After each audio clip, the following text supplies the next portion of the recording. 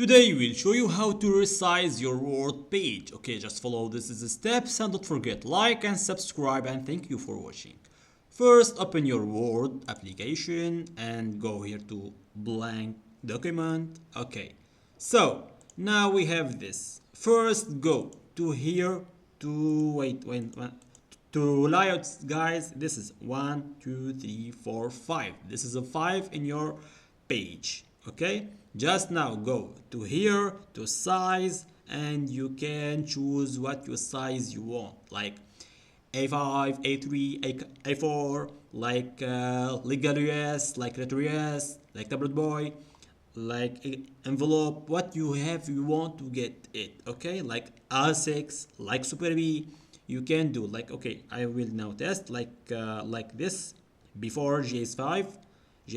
Okay, just test, and finally now it's like before, like JS5. Did you see, guys? It's very beautiful, and you can A4 like this A4. Okay, guys, just don't forget like and subscribe, and thank you for watching.